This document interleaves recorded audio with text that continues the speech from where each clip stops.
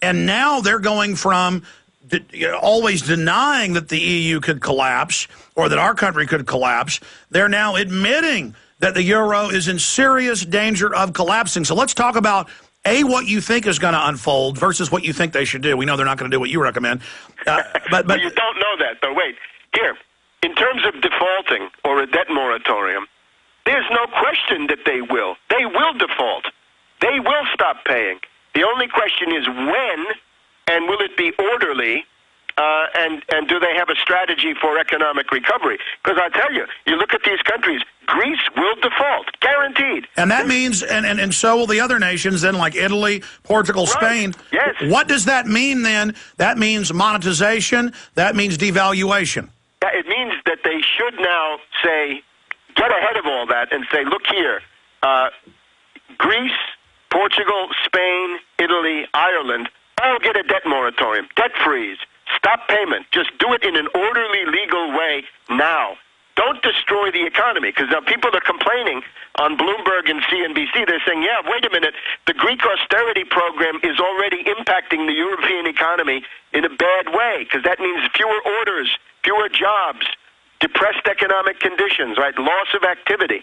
So that stuff doesn't work. Don't even try it. And you might as well include Iceland. You better include Latvia. Then there are some non-Euro European countries, Hungary, Romania, plus some others. Belarus, Let's stop Ukraine. there, though. And, of course, Ukraine. What is this going to do politically to Europe? We already see the politicians dropping like flies. Yeah, but right now, this is the other interesting news over the weekend is, remember, when you go back to Germany in 1930, 1931, 32, you get this question of ungovernability, that the parliamentary system breaks down and can't work. And this is where the U.S. is heading to. But just over the weekend, two big countries have become totally ungovernable. The British are ungovernable now because they have a hung parliament. There is no majority. There's no party that has a clear, absolute majority, 326 members of the House of Commons. Nobody has it. So now you get this very sleazy horse trading, the worst side of parliamentary cretinism coming out among Gordon Brown, who's now on his way out, this Clegg, who was the darling of the media, and then this very sinister oligarch, this guy who's got the whole British aristocratic pedigree, Cameron. So, and everybody knows that what that government is going to do is take the knife to the flesh of the British people and flay them alive in order to pay for the bailouts that Gordon Brown carried out, right? He's the guy who invented the bailout for Northern Rock and for Royal Bank of Scotland and Lloyd's Bank. So Britain is ungovernable. Let's look at Germany. This wretched woman, this stupid Merkel, has lost her majority in the upper house of the German parliament. This goes back to the elections on Sunday in North Rhine-Westphalia. That is used to be the industrial heart of Europe. It used to be, well, it's Cologne, Dusseldorf, Essen, Bochum, these kinds of places. It's the biggest federal state in Germany. Now, the Christian Democrats, so-called, of Merkel, have lost 10% of their votes there. They're probably going to lose the domination of that state. You probably get a social democratic government with the Greens and maybe the Left Party. Anyway, Merkel loses it. So in Germany, you have the upper house of the parliament is called the Federal Council, the Bundesrat. And in this Bundesrat, that's where these states are represented. The fact that North Rhine-Westphalia has now been lost to the Christian Democrats means that Merkel can't get her stuff through, and she's already got a coalition government. So two of the biggest, probably the two most important countries in Europe from various points of view, Britain and Germany, now ungovernable, and I think that's what you have to look at rather than the fates of different politicians. The one person who could act in the crisis is Sarkozy, because thanks to General de Gaulle, the French Fifth Republic Constitution gives the French president the most sweeping emergency powers. He could come out tomorrow and say, I'm banning hedge funds, I'm banning credit default swaps, I'm banning CDOs and other things. And they also ought to get busy on that Tobin tax, right, the sales tax on derivatives, to slow down and throw sand in the gears of these speculators. Webster, I understand that. Specifically, though, with the decisions they're making, what does this say about the global financial system? And are you revising your forecast for a total global economic collapse? Because even if, all these great policies got put in place, the black hole is already so big I mean, we know the media is lying when they say that the economy's turned around.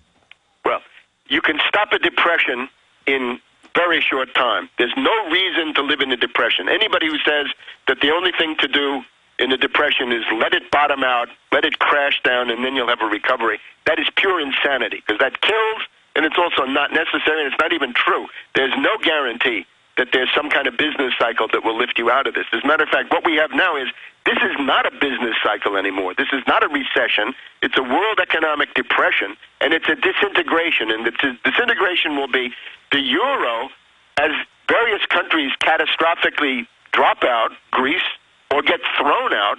You'll have panic runs on different currencies, right? Some of these non-euro places like Hungary, right? You have a panic run on them, or Poland, and then you'll have a panic run on the euro, and that will break up the European Central Bank. The British think, they kid themselves, that they can stay out of this. They're being sucked in even as we speak. The pound will go down, and once you have a panic run on the pound and the bankruptcy of the main British banks, that hits the U.S. directly, because we have this euro-dollar market, right? Several trillion U.S. dollars that have been parked in London for many, many decades.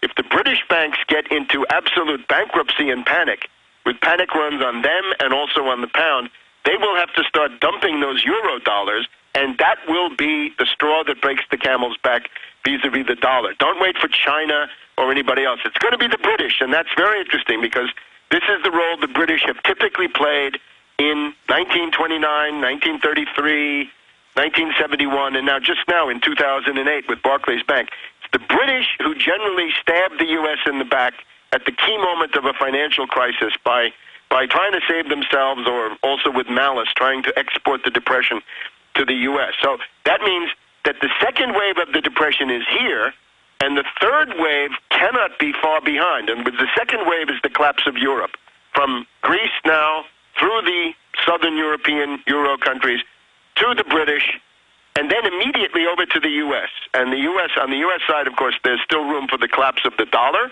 panic runs out of the dollar, and, of course, panic runs on the Federal Reserve. What happens to Asia? Mark Faber and others are saying 90% chance in the next year that China is going to implode. Well, I think we can start with Japan, since the big brouhaha is about sovereign debt.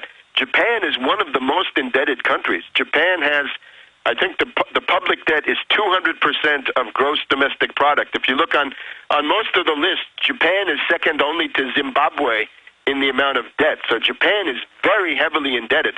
On the other hand, Japan still has a very significant industrial economy, so they can save themselves. But they would also be candidates ultimately for some kind of a debt moratorium. In other words, a freeze on these debts. Yeah, we know there's no way to pay off all these fake derivatives. It's designed to bring the world into collapse, and they'll reorganize it with this pipe dream of a world government run by bankers, as if the public worldwide is going to put up with that. I mean, that's too overt.